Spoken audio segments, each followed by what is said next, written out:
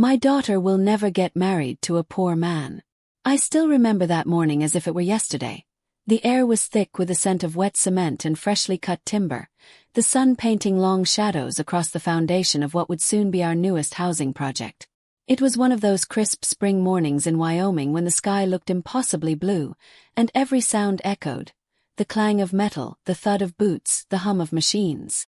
Please click the subscribe button. I stood beside my husband, Richard, as he reviewed the workers' reports. Construction had always been his world, not mine. But over the years I'd learned to read the rhythm of it, the way men moved, the sharp, clipped orders, the smell of progress.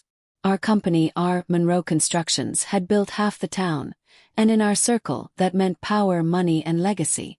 That day, a new batch of laborers joined the site, mostly young men from nearby towns looking for work. Among them was one who caught my eye, though not for any reason I could have named then. He was tall, broad-shouldered, and quiet, carrying his tools with a kind of focus that made him seem older than the rest. His shirt clung to him with the dust of labor, his jeans worn at the knees. There was something about the way he looked at the building frame, as if he wasn't just working on it but studying it, memorizing it. "New recruit," Richard said when he caught me looking. "Name's Mason. Hired him on recommendation from one of the foremen. Seems like a good worker." Mason. The name suited him, solid, simple, dependable. Still, I barely gave him a second thought. To me, he was just another bricklayer, another face in the sea of men helping build our family's future. My focus that day was on my daughter, Claire. Claire had returned home after finishing her degree in architecture, full of ideas, sketches, and a restless ambition that reminded me too much of myself at her age. She'd insisted on being part of her father's projects, saying she wanted to learn from the ground up. Richard adored the idea. I, however, thought it was more symbolic than practical. She was too refined, too soft for this kind of fieldwork. But she had her father's charm and my stubborn streak, and soon enough, she was at the site every morning. Hair tucked under a white hard hat, blueprints in hand, studying the structure like it was a living thing. That morning, I noticed her standing across the site, talking to a group of workers. Her laugh carried faintly through the air, light and free. She looked so much like her younger self, the one who used to dance barefoot in our backyard under the rain, before life became about status and success. When I saw who she was talking to, my brow creased.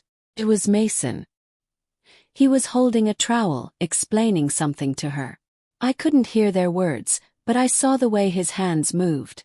Precise, deliberate. Claire watched him intently, her eyes curious, her lips parted in thought. She said something that made him smile, just a small, rare curve of his mouth, and she laughed again. I turned away before Richard could notice my unease. At dinner that night, I brought it up lightly. "Claire seems to be getting along well with the crew," I said, passing the mashed potatoes. "She's doing great," Richard replied proudly. "Even Mason said she's quick to learn." "Mason," I repeated, the name sitting oddly on my tongue. "The new bricklayer." "Yeah," Claire said, her tone casual. "He's surprisingly knowledgeable. You wouldn't expect that from a laborer. He explained structural layering better than most of Dad's supervisors."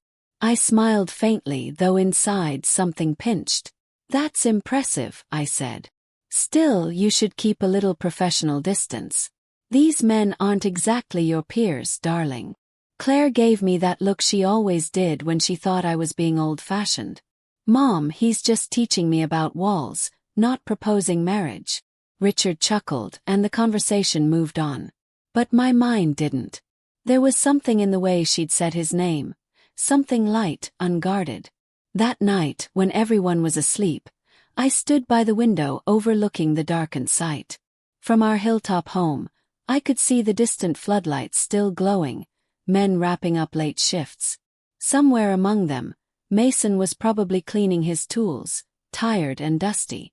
I told myself it was nothing. Just a girl's admiration for a hard-working man. But mothers have a way of sensing things long before they become visible. And deep down I already knew, the wind had shifted. Something was coming. Something that would test every belief I'd built my life upon. It started innocently enough, as most things do.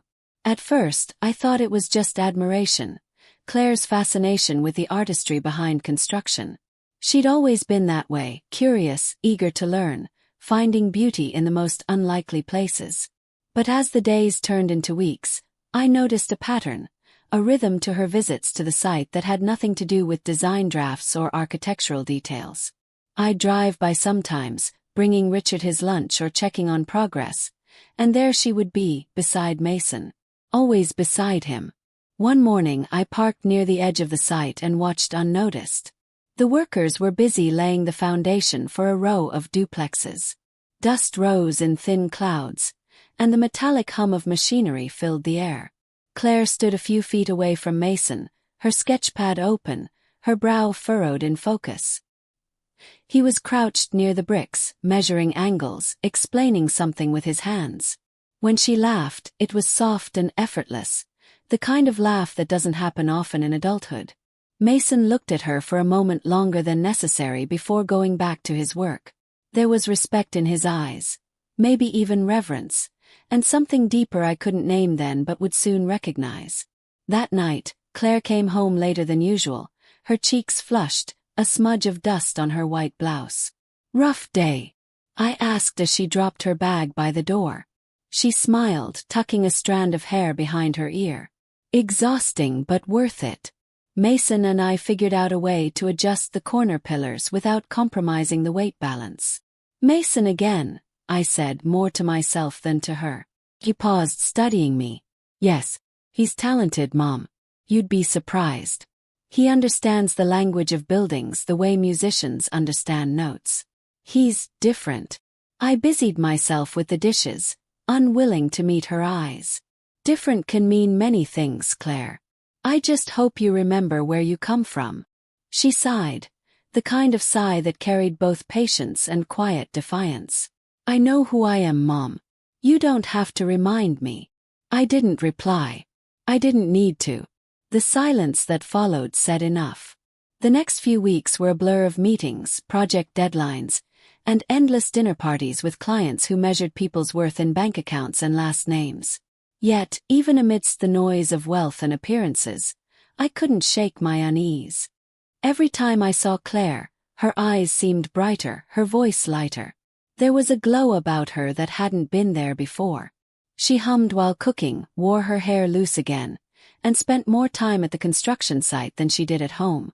One afternoon, I decided to surprise Richard at the site with coffee. He was in a meeting with the supervisors, but I noticed Claire's car parked by the lot. Against my better judgment, I walked around the half-built structure, curious. I found her at the back, near the scaffolding, laughing. Mason was standing beside her, both of them covered in dust and paint splatters. He held up a small wooden model, a rough sketch of a design. Claire was tracing it with her finger, completely absorbed.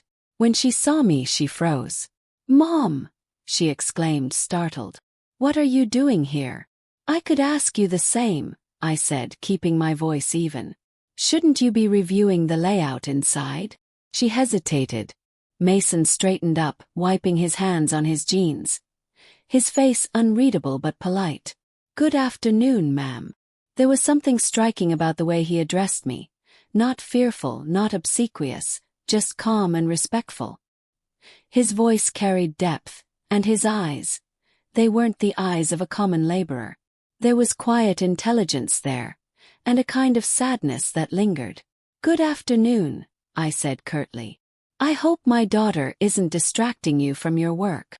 He shook his head. "Not at all, ma'am. She's helping me with a concept I've been sketching in my free time. Nothing official." Claire stepped forward, her tone gentle but firm. "Mom, Mason's actually been designing a few structural patterns on his own. They're incredible. You should see them." I forced a smile, though I felt my chest tighten. "That's admirable. But perhaps those ideas should be shared through proper channels, don't you think?" Her expression fell. Mason glanced at the ground, then quietly said, "You're right, ma'am." I nodded, then turned to leave, my heels crunching against the gravel. Behind me I heard Claire's faint whisper, "I'm sorry, Mason." And his soft reply, "You don't have to be." That evening over dinner, I told Richard what I'd seen. He listened quietly, swirling his drink. "You think she's serious about him?" "I don't know," I admitted, my voice trembling between irritation and worry. "But I don't like the direction it's heading. She's too involved with that boy. A bricklayer, Richard. Our daughter has a future. She can't throw it away on someone who mixes mortar for a living." Richard sighed, leaning back in his chair. "You're right. But let's not jump to conclusions yet. Maybe it's just curiosity." But I knew better. Curiosity didn't make your daughter's cheeks glow like sunrise. Curiosity didn't make her eyes linger when his name was mentioned. No, it was something deeper. Something I didn't want to name. And yet, deep down, a small part of me wondered why it bothered me so much. Was it pride? Fear?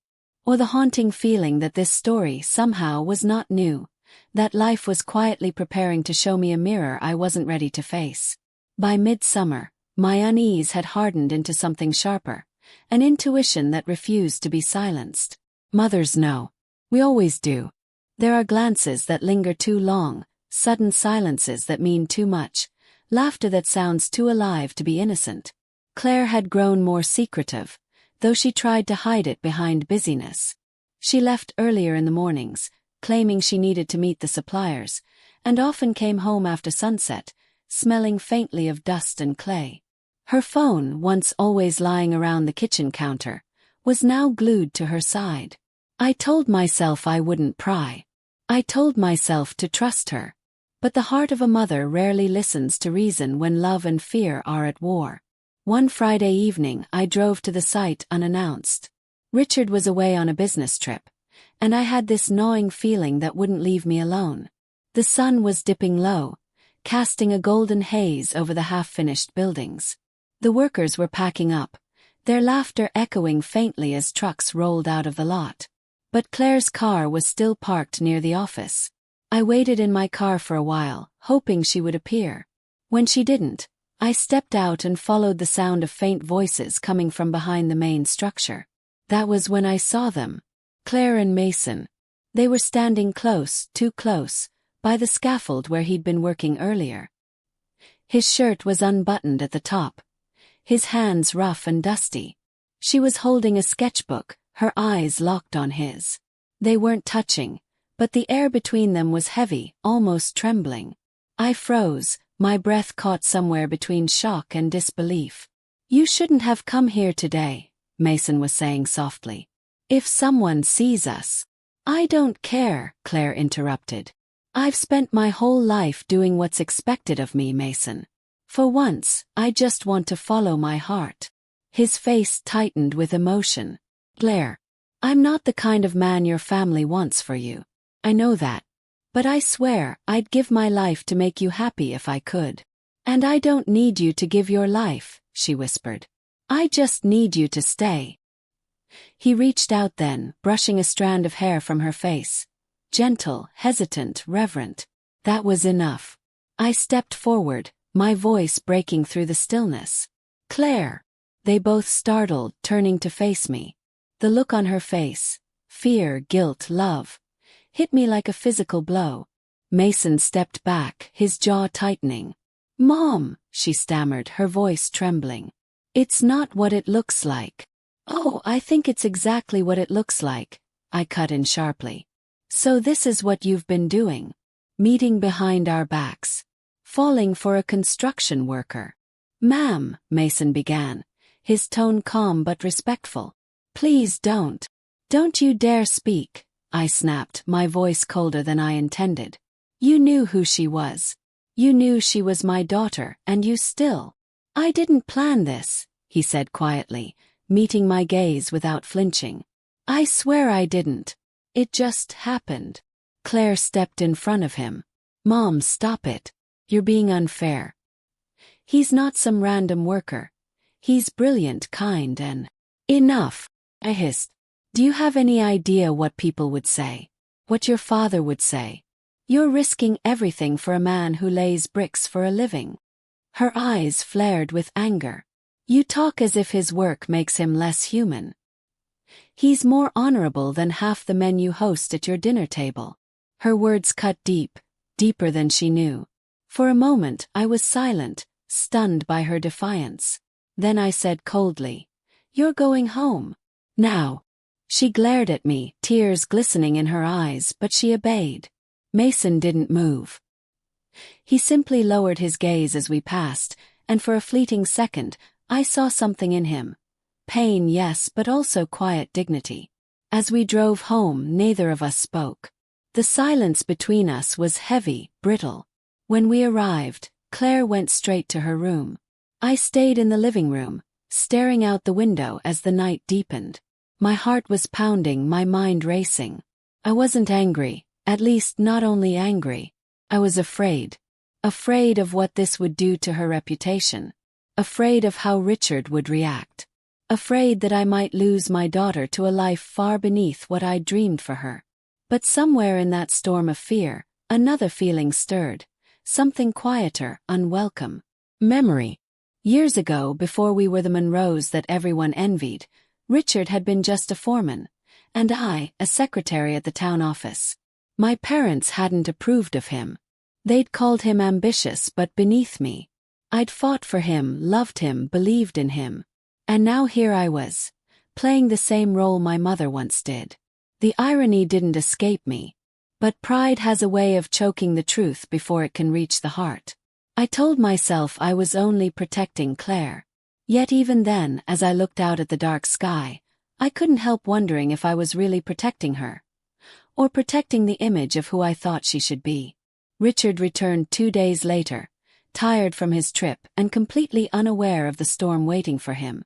I'd spent those 2 days pacing the house, torn between fury and confusion. Claire barely spoke to me. She locked herself in her room most of the time, coming out only for meals, her face distant and pale. When she did look at me, her eyes held something that broke me, hurt mixed with quiet resolve. I knew I couldn't keep it hidden from Richard. Not something like this. It would be worse if he found out through whispers or gossip from the site. So that evening after dinner I told him everything. First he thought I was joking. Then, as he realized I wasn't, his expression changed. Shock first, then anger. "She's what?" he demanded, slamming his glass on the table. "Involved with a bricklayer." "Yes," I said, trying to keep my composure. "They've been seeing each other for weeks, apparently. I caught them together." He stood abruptly, pacing the floor. "Unbelievable. After everything we've done for her, the education, the opportunities, she wants to throw it away for some laborer. She says she loves him," I whispered.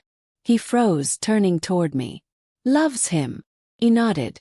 And from the look in her eyes, I believe her. Richard exhaled heavily, rubbing the bridge of his nose. "This ends now. I'll have that boy off my sight by tomorrow morning." "Richard." "No," he cut in sharply. "I won't have my daughter sneaking around with a man who works for me. Do you realize how humiliating this could be if people find out? The Monroe's daughter dating a worker.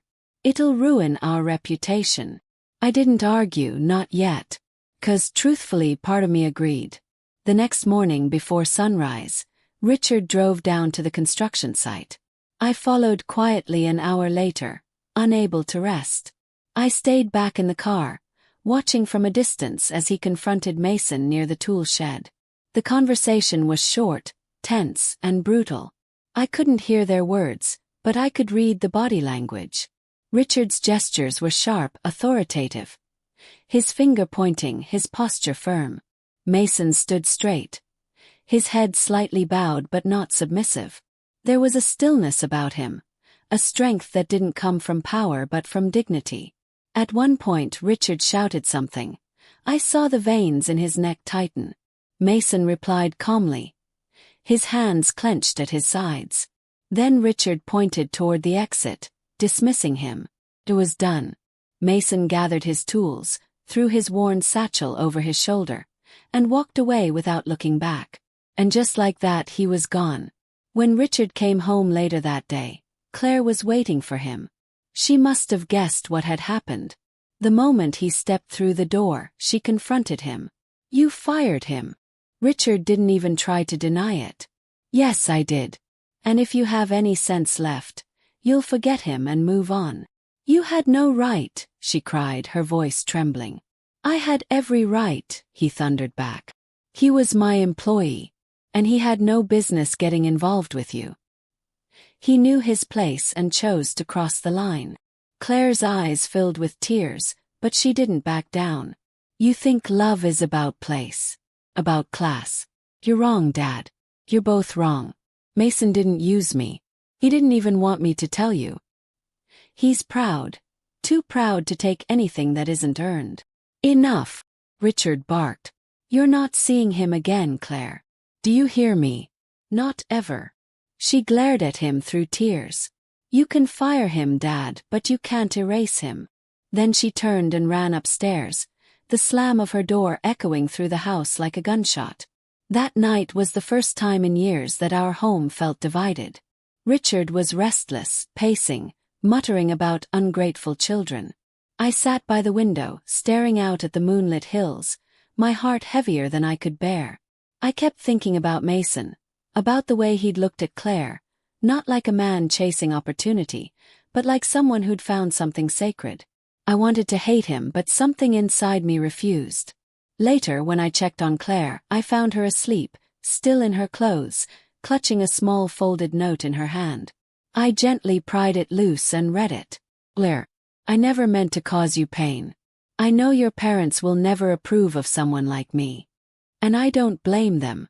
But please remember, no matter what happens, you made me believe I was worth something more than the dust on my hands. I'll never forget you. Mason." The handwriting was steady, careful, each word written like it mattered. I folded the note and slipped it back into her hand, my throat tight.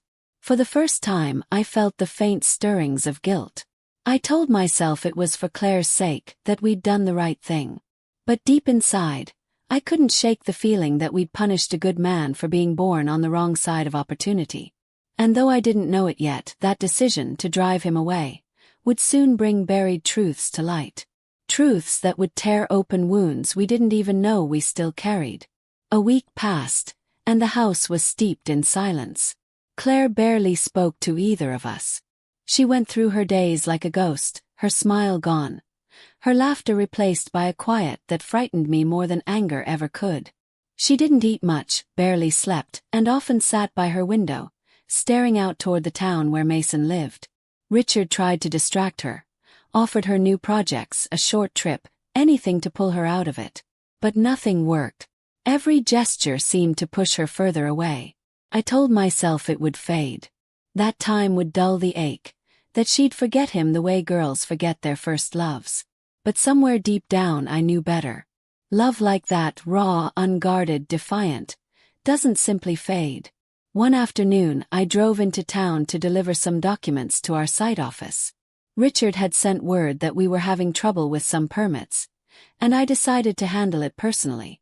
After signing the papers, I lingered a while, wandering through the old files and blueprints. That's when I saw it, a thick brown folder, tucked away in a metal drawer labeled Accidents and Claims, 2012 to 2015. It shouldn't have meant anything to me. But something, maybe curiosity, maybe fate, made me open it. I flipped through the pages, scanning the reports. Minor injuries, safety notes, 1 or 2 compensation claims. And then I saw the name. William Hart. The report was dated 8 years ago. Fatal site accident during concrete wall collapse. Survived by wife and 2 children. My breath caught. The accident had happened at one of our early projects, the hillside apartment complex. I remembered it vaguely. Richard had been devastated at the time. He'd personally compensated the family and ensured the site was rebuilt under stricter safety measures. But it was the address on the claim that made my heart twist. 128 Oak Ridge Street. I knew that address. It was the poorer district on the east side, the one Mason had listed in his employee file. My hands trembled as I turned the page. There was a contact signature at the bottom. Next of kin, Mrs. Eleanor Hart. Hart. Mason Hart. I sank into the chair, the room spinning slowly around me. Mason's father had died at one of our sites. The boy Claire loved, the man we had dismissed, humiliated, driven away, was the son of a worker who had lost his life building our empire. That evening, I sat in silence while Richard discussed business over the phone. When he finally hung up, I handed him the report. He read it slowly, then frowned. William Hart. Yes, I remember this. One of the worst days of my career. Why are you bringing this up now? I stared at him. Because Mason Hart is his son. Richard froze. His glass slipped slightly in his hand. What did you just say? He's William Hart's son, I repeated, my voice shaking. The same worker who died on our site. Mason must have known Richard. He must have known exactly who we were when he took that job. For a long moment, Richard didn't speak. He just stared at the file, his jaw tight. His eyes clouded with something heavy. Guilt, maybe. Or recognition. Finally, he whispered, God help us. That night I couldn't sleep. My mind replayed every moment I'd seen Mason. The quietness in his eyes, the weight he carried, the way he spoke to me with respect even when I dismissed him. And suddenly so much made sense. His silence. His restraint. His calm acceptance when Richard fired him. He wasn't just being humble. He was carrying the burden of something deeper. Grief, maybe even resentment. And still he'd treated us with grace. Tears welled in my eyes as I realized the cruelty of it all. The boy we'd cast aside was the son of a man who had given his life for our success. The next morning, I told Richard we had to find him. He looked at me as though I'd lost my mind. What good would that do? He's gone, and I don't want Claire hurt again. She's already hurt, I said softly. And so are we. We owe him the truth, Richard. We owe him. But pride runs deep in old men. Richard refused. He said it would stir up the past, open wounds, and bring unnecessary attention. So, I did what I've always done when his pride blinded him. I acted on my own. Took me 3 days to find Mason. He wasn't hard to locate. Not in a town where everyone knew everyone. He was working at a small local firm on the outskirts, laying stone paths and repairing walls. When I arrived, he was bent over a foundation, his shirt damp with sweat, his hands white with cement dust. He didn't see me until I called his name. He straightened slowly, his expression unreadable. Ma'am. Mason, I began, my voice shaking. I found out who you are. About your father. He stared at me for a moment, then nodded faintly. I figured you would, eventually. Why didn't you say anything? Yes. Why didn't you tell us who you were? Because it wouldn't have changed anything, he said quietly. Your husband gave my family compensation. He did what he thought was right. I wasn't looking for pity, Mrs. Monroe. I just wanted to earn something for myself. Something clean, something that didn't feel like charity. I swallowed hard. Your father died building one of our homes, Mason. You had every right to hate us. He looked at me then, and there was no hatred in his eyes, only pain. I did. For a long time. But then I grew up and realized hate doesn't build anything. Only destroys. I wanted to build something different. His words pierced through every layer of pride I'd ever carried. And Claire, I whispered. He smiled faintly, sadness touching his lips. She was the first person who saw me for more than a worker. But I know now that her love costs her too much. I won't drag her into my world. I felt the tears before I could stop them. You don't have to drag her anywhere, Mason. Maybe it's time we come to you. He looked startled, unsure what I meant. But I turned before I could explain, my throat too tight to continue. I drove home in silence, the late summer sky turning crimson above the hills. That evening when I saw Claire's face, pale, hollow, yet still filled with quiet hope, I knew one thing for certain. We couldn't undo the past, but maybe, just maybe, we could make peace with it. The next few days felt like walking through fog. I went through my routines, making breakfast, checking schedules, answering calls, but everything felt hollow, muted. Every word from Claire, every silence from Richard, carried the weight of what we now knew. I hadn't told her yet. I didn't know how. How do you tell your daughter that the man she loves has been carrying the ghost of your mistakes his whole life? Richard, on the other hand, buried himself in work. That was always his way of avoiding emotion. He attended site meetings, called contractors, and locked himself in his study late into the night. But I could see the cracks forming. His eyes lingered on old photographs of our early days, the small office where we began, the first house we built. He knew, as I did, that success had come at a cost we'd conveniently chosen to forget. One evening, as we sat in silence after dinner, I finally spoke. "Richard, we can't just ignore this." He didn't look up from his glass. "I'm not ignoring anything. I'm trying to keep this family together. By pretending nothing happened." I asked softly. He sighed, leaning back. "What do you want me to do, Margaret? March into that boy's home and apologize for something that happened 8 years ago? His father's death was an accident. You know that." "Yes," I said quietly. "But our pride wasn't." That made him pause. I continued, my voice trembling. "You fired his son without even listening to him. You humiliated him in front of his peers. You told him he wasn't good enough, when the truth is, he's the one person who should have despised us but didn't." Richard stared at me, his jaw tight. "And you think an apology will fix that?" "No," I said. "But it's a start." The next morning I found Claire in the garden, sitting on the old stone bench. Her eyes were distant, tired, like someone twice her age. I sat beside her in silence for a while before speaking. "You loved him deeply, didn't you?" She didn't look at me, but her voice was steady. "Still do." I nodded slowly. "Then there's something you need to know." When I told her, the words came slowly, deliberately. About the accident, about Mason's father, about the discovery in the files. She didn't speak for a long time after I finished. Her eyes were brimming with tears, but not the kind I expected. Not just sorrow, but compassion, anger, guilt, all at once. "Does he know we found out?" she finally asked. "I told him," I admitted. She turned to me sharply. "You saw him?" "Yes. He was working at a small firm. He said he didn't want pity, that he wanted to build something clean, something he could call his own." A tear slipped down her cheek. "That's exactly who he is, Mom.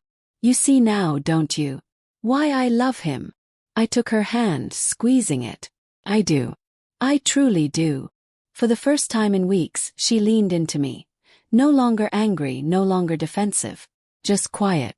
Just my daughter again. That night, I told Richard that Claire wanted to see Mason. He was silent for a long time. His fingers steepled under his chin. Finally he said, "If she must, then I'll go with her." He nodded. That was all I needed. We drove out 2 days later. The air was sharp and cold, the kind that carried the smell of pine and wet earth. Mason lived on the outskirts of town, in a modest house that looked worn but well kept. As we pulled up, he was outside fixing a broken gate. When he saw us, he froze. His expression flickered between surprise and caution. "Mr. and Mrs. Monroe," he said carefully, wiping his hands. "Did something happen?"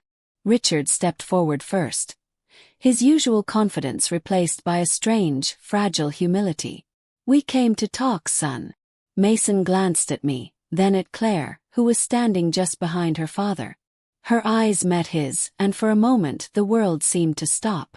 I could see everything in that look, the love, the pain, the forgiveness neither of them had yet spoken aloud. Richard cleared his throat. "I owe you an apology," he said finally. "Not just for how I treated you, but for what happened to your father. I remember that day, I should have done more. And when you walked onto my site, I didn't see a man trying to build a future. I saw A reminder of my own failures. Mason said nothing, just listened quietly. I'm sorry, Richard finished, his voice low. Truly. For a long moment no one moved. Then Mason nodded slowly. I appreciate that, sir. My father always said accidents happen, but what matters is what people do afterward. Something in Richard's expression softened. He looked like a man who'd been holding his breath for years and had finally exhaled. Then Mason turned to Claire. You shouldn't have come, he said gently. Your father's right, our worlds don't fit. They can, she whispered, stepping closer. If we want them to. He shook his head, a faint, sorrowful smile on his lips. You deserve better. I'll decide what I deserve, she replied firmly. Richard looked at her, then at me, and I could see his defenses crumble. Pride had built him an empire, but love was something he'd nearly forgotten how to trust. He sighed deeply, then said, If you're both serious about this, I won't stand in your way anymore. Claire gasped softly, her eyes wide. Dad! He raised a hand. But if I'm going to bless this, then I want to know who this young man really is. Not as a worker, but as a man. Mason nodded. That's fair. And in that moment, for the first time since all this began, I felt something shift. Not forgiveness yet, but understanding. Maybe love wasn't meant to fit into class or status or what the world approved of. Maybe it was meant to build its own foundation, one brick, one act of grace at a time. The morning after our visit, I couldn't shake the image of Mason standing in front of us, shoulders straight, eyes steady, carrying the kind of quiet dignity that no amount of wealth could buy. For the first time, I saw not a bricklayer but a man with purpose. Claire was radiant the next day, her spirit lighter. She spent the morning humming to herself as she arranged flowers in the sitting room. I stood by the window, watching her, realizing how long it had been since her laughter filled our home. Later that afternoon, Mason called. He wanted to meet Richard. Properly this time. Richard agreed, though I could tell he was nervous. Not something I was used to seeing in him. He'd always been the one in control, the man others sought approval from. But now the roles were shifting. We met Mason again at a small community center on the edge of town, an unassuming brick building that used to be an old school. He had arranged a few sketches and models on a long wooden table. This is what I do when I'm not at the site, he said, his tone modest. It's nothing grand, but I've been working on a few design concepts. When I looked closer, my breath caught. They weren't simple sketches. They were extraordinary. Fluid, modern structures that still managed to feel warm and alive. Houses with open courtyards that invited light. Community homes with shared gardens.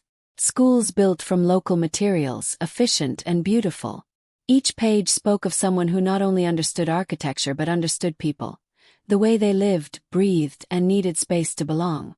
Richard leaned over the table, silent for a long moment.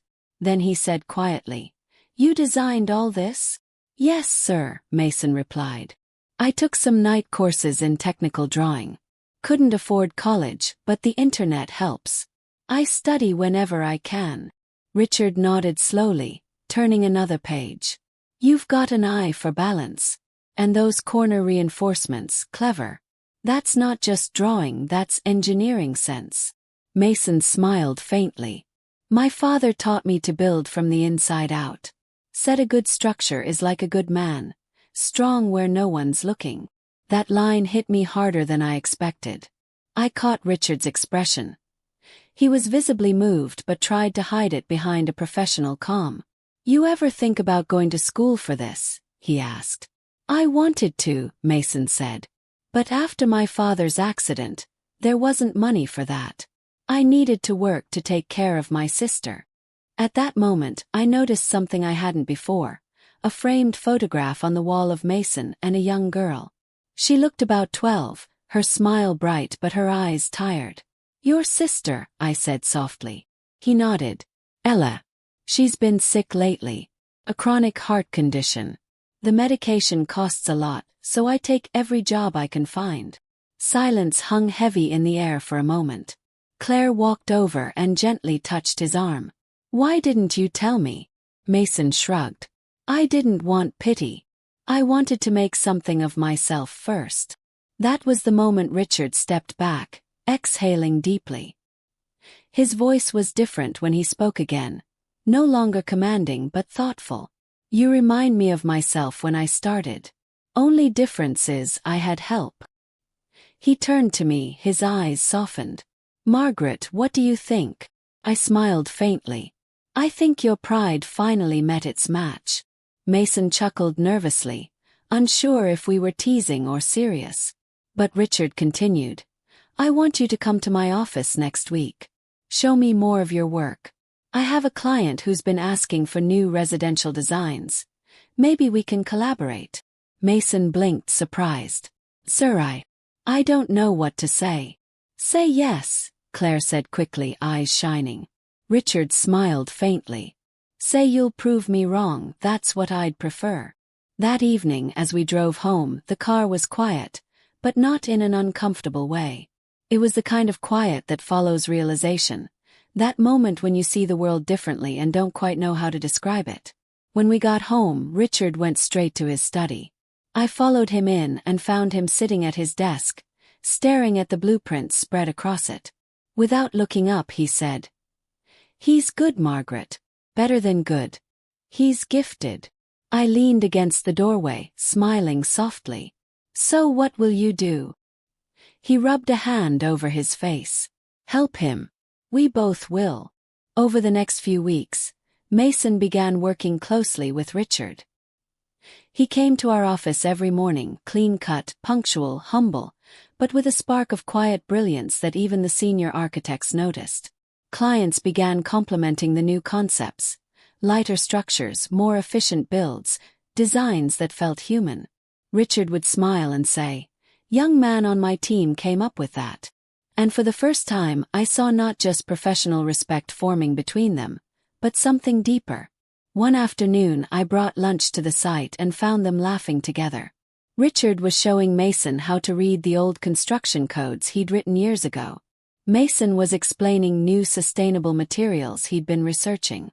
There was mentorship there, but also redemption. Claire arrived later, wearing her bright yellow dress, and the way Mason looked at her made my heart swell. There was no pretense in it, no calculation. Just love. Simple and strong. When he noticed me watching, Mason straightened and smiled awkwardly. Mrs. Monroe, I want to thank you for giving me a chance. I shook my head. No, Mason. It's you who gave us a second chance, to see what truly matters. That night, Richard and I sat on the porch, watching the sunset turn the sky gold. You were right, he said finally. All those years I thought status kept us safe. But it only kept us small. I reached over, resting my hand on his. Love has a way of humbling us, Richard. Maybe that's its real purpose. He smiled faintly. And to think, it all started with a bricklayer. I laughed softly. No, dear. It started with our daughter's heart. She just saw what we were too blind to. The wind rustled through the trees, carrying the scent of pine and dust, the smell of work, of creation, of something new being built not from stone, but from grace. The first time I met Ella, it was a Sunday afternoon, the kind that carried a quiet softness, with golden light filtering through thin curtains and the air smelling faintly of soap and cinnamon. Mason had invited us to visit her after church. Richard had agreed without hesitation, something I never thought I'd see from the man who once swore he'd never set foot in an employee's home again. We drove out past the old mill road, where houses stood far apart and fields stretched endlessly, kissed by wind and sunlight. Mason's home was humble but tidy, surrounded by wildflowers that grew despite the dry season.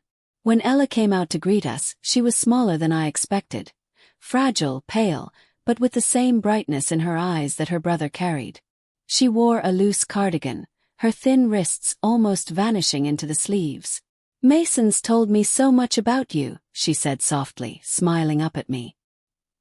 He said you make the best apple pie this side of town. I laughed gently. He gives me too much credit. I'll have to bake you one to prove him wrong. Her eyes lit up like a child's. I'd love that. Richard shook her hand with surprising tenderness. How are you feeling today, Ella? She shrugged with a shy grin. Better than yesterday, not as good as I hope tomorrow. Something about her answer, simple, hopeful, tugged at my heart. Inside, her living room was small but filled with warmth. There were drawings on the walls, sketches of houses, bridges, and dreamlike landscapes. Mason told us Ella loved to paint, and that some of the murals around town were hers. She's the artist, he said proudly. I just work with lines and numbers. She adds life to them. Ella blushed. Don't listen to him. He's the dreamer here. I exchanged a glance with Richard. There was something almost sacred about the bond between them, two souls holding each other together through sheer will and love. Later, as Mason and Richard talked outside about project logistics, I stayed with Ella in the kitchen. She was making tea, though her hands trembled slightly as she poured. Does it hurt? I asked quietly. She hesitated, then nodded. Sometimes. But Mason doesn't like when I complain. He already blames himself for too much. For what? She looked down at her cup. For not saving our parents. For not doing more. For not being more. But he's done everything, Mrs. Monroe. Everything. I reached across the table and took her hand gently. You have a strong brother, Ella. And he's lucky to have you. She smiled faintly. He says the same thing about you, that you're strong but softer than you look. Chuckled. He said that. She nodded, eyes twinkling. He said you remind him of our mother. She was proud too, but her heart was all gold. Her words pierced me in a way I hadn't expected. Because for so long I'd been proud. Too proud to see beyond my own world. But in that moment, I realized pride without love was nothing but an empty wall. Strong, yes, but lonely.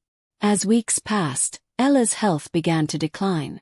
She was in and out of the hospital, her energy fading faster than the doctors liked to admit.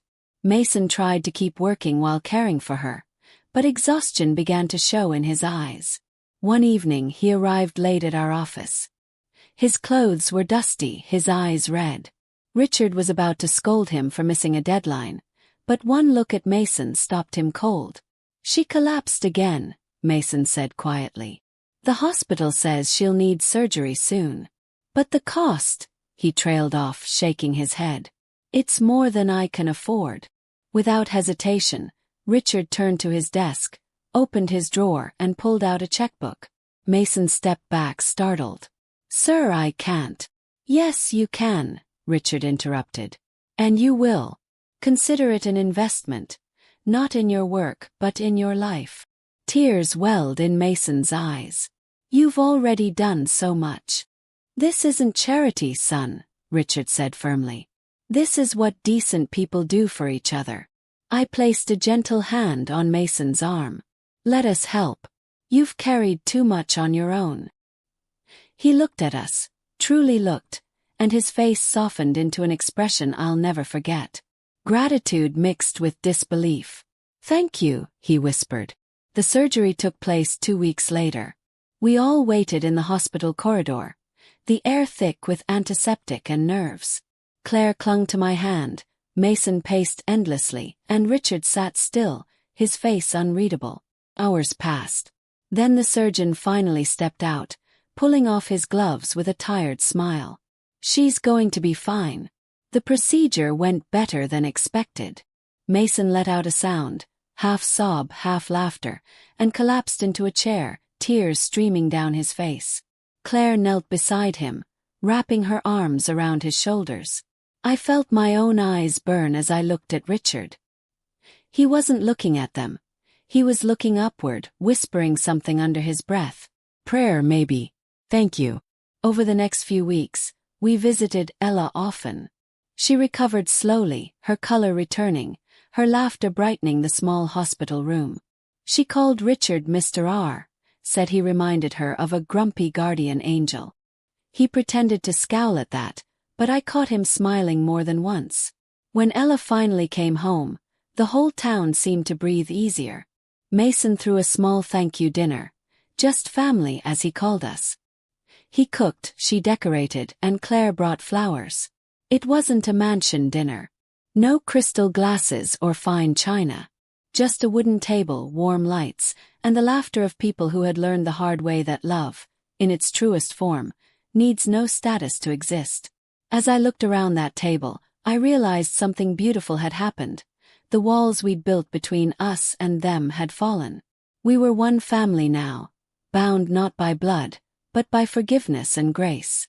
Later that night, as we drove home under a velvet sky, Claire whispered, "Mom, do you think Ella will get better completely?" I smiled softly. With love like that around her, I don't see how she could not. And deep down I knew something was healing in all of us. It was late spring when everything began to settle again. The town had bloomed into color, and so had our lives. Ella was recovering steadily, back to painting by the window every morning. Mason had returned to work at our firm, no longer as a laborer, but as an apprentice architect under Richard's mentorship.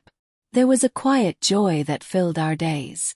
Claire would visit the site often, bringing coffee and sketches she'd done of the houses Mason designed.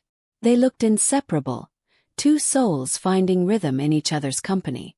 I watched them sometimes from a distance, my heart swelling with something I hadn't felt in years, peace. Still, part of me wondered if it was all too perfect, if some hidden storm still waited beyond the horizon. But what came next was not a storm, it was grace finding its full form.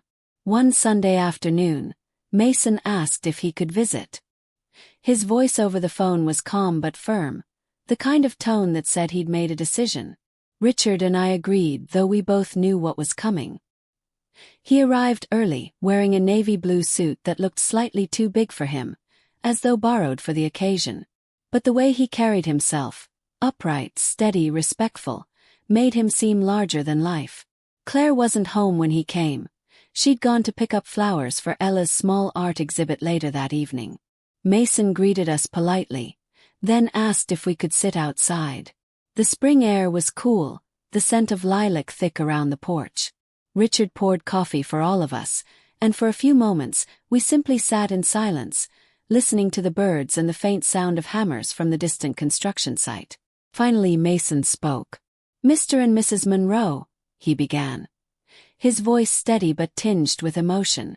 "There was a time I thought I'd never set foot near this house again.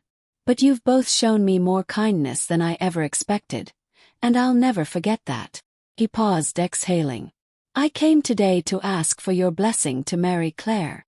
Even though I knew it was coming, the words hit me differently when they finally landed.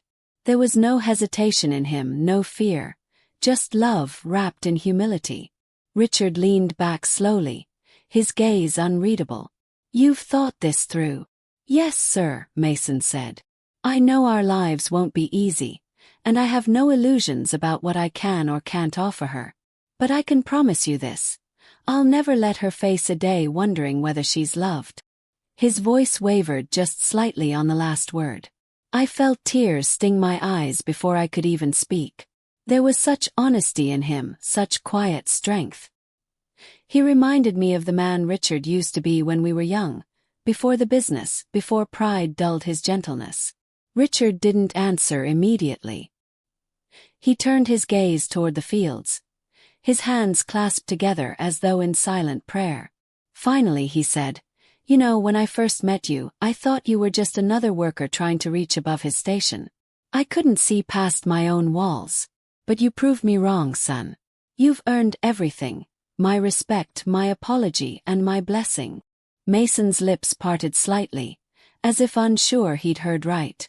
Richard stood, walked to him, and extended his hand. "Take care of my daughter. Love her the way you've built everything else in your life, brick by brick, honest and strong." Mason rose, shaking his hand firmly, eyes glistening. "I will, sir. I promise." When I stood to hug him, I could feel his heart pounding. "Welcome to the family, Mason," I whispered. He smiled through tears. "Thank you, Mrs. Monroe. You'll never regret it." When Claire returned and saw him still on the porch, she frowned slightly, sensing the tension that had lingered before. Mason, what are you doing here so early? Ella's show starts in 2 hours. He turned toward her, eyes bright but calm. I needed to ask your parents something first. She blinked, glancing between us. What do you mean? Before I could answer, he dropped to one knee right there on the wooden steps, the late afternoon sun bathing everything in gold. Claire froze, her hands flying to her mouth. Mason. He pulled a small velvet box from his pocket, his fingers trembling. I told you once I didn't have much to give. But now I realize I have everything I need if you'll say yes. Claire Monroe, will you marry me? She didn't even let him open the box fully. She fell into his arms, laughing and crying all at once. Yes, Mason. Yes. Richard cleared his throat, pretending to look away, but I caught the hint of a smile tugging at his mouth.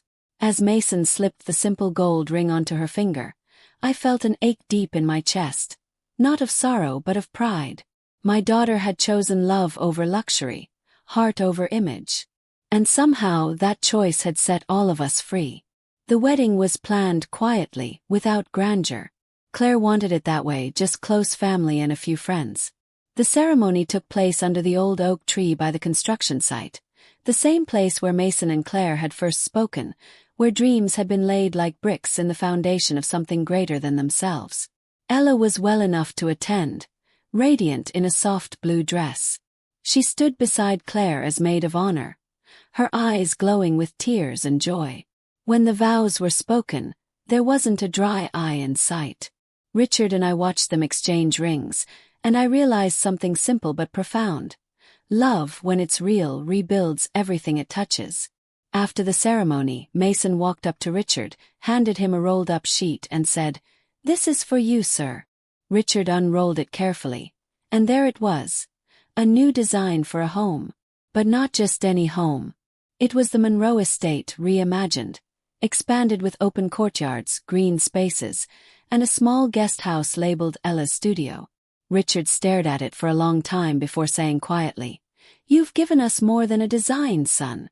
You've given us purpose again." Mason smiled. "You gave me the chance." That evening, as the sun dipped low and the lanterns flickered under the oak tree, we danced, Richard and I, Claire and Mason, even Ella with a shy grin as a neighbor's boy twirled her around. And for the first time in years, I didn't think about wealth, status, or expectations. I thought about grace, how it rebuilds broken things, heals unseen wounds, and teaches us that sometimes the greatest structures are built not from stone, but from love and humility.